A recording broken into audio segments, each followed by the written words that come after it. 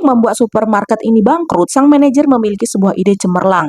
Ia menganggap pintu otomatis supermarket membuat pelanggan sangat mudah untuk masuk. Jadi, ia mengganti pintu otomatis dengan pintu putar yang ramah lingkungan. Ketika pelanggan masuk, pintu itu akan terkunci secara otomatis. Pelanggan harus mendorong pintu untuk menghasilkan listrik dan hanya jika listrik yang dihasilkan cukup, maka pintu itu akan terbuka. Manajer berpikir bahwa cara ini akan mengurangi jumlah dari pelanggan supermarket tersebut. Tapi ternyata pintu ini memiliki daya tarik sendiri. Pintu tersebut menjadi sangat populer di internet. Bahkan ada lebih banyak pelanggan dari sebelumnya karena tidak hanya bisa berbelanja, tetapi juga menurunkan berat badan. Sang manajer lalu berpikir meskipun ia tidak bisa mencegah pelanggan masuk, ia masih bisa menghentikan mereka berbelanja. Maka ia sengaja memilih produk yang ditolak orang untuk menaikkan harga barang hingga 10 kali lipat. Namun di luar dugaan nih guys, penjual itu ternyata keturunan koki kerajaan kuno. Makanan yang ia buat sangat lezat hingga membuat pembeli sangat terkejut setelah mencicipinya. Sushi buatannya langsung laris di serbu pelanggan. Nah, sebagai tanda terima kasih kepada manajer, sang koki hanya menjual sushi buatannya di supermarket ini. Datang berbelanja satu persatu. Rencana manajer itu pun gagal lagi. Kali ini ia berpikir untuk memulai dari karyawan. Jadi dia membuat kamar tidur di kasir agar karyawan bisa berbaring sambil melayani pembeli. Sang manajer yakin bahwa sang karyawan akan bermalas-malasan. Tetapi ternyata para karyawan justru merasa dihargai sehingga mereka bekerja lebih giat. Hanya dalam 1 bulan, omset supermarket tersebut meningkat 10 kali lipat hingga meraup keuntungan 11 miliar rupiah guys. Sang manajer memutuskan untuk menghabiskan semua uang itu. Kemudian ia membeli sebidang tanah kosong dan memperkerjakan 100 siswa dengan upah 100.000 per hari untuk menanam sayuran khusus bagi supermarketnya. Suatu hari, sekelompok pelanggan datang ke ladang sayuran itu. Mereka merekam para siswa yang sedang bekerja lalu mengunggahnya ke internet. Dan siapa sangka ternyata video itu menjadi viral guys. Dan semua orang berpikir bahwa makanan di supermarket ini sangat sehat dan juga alami. Bahkan seorang pangeran dari Arab datang ke supermarket dan memutuskan untuk berinvestasi sebesar 140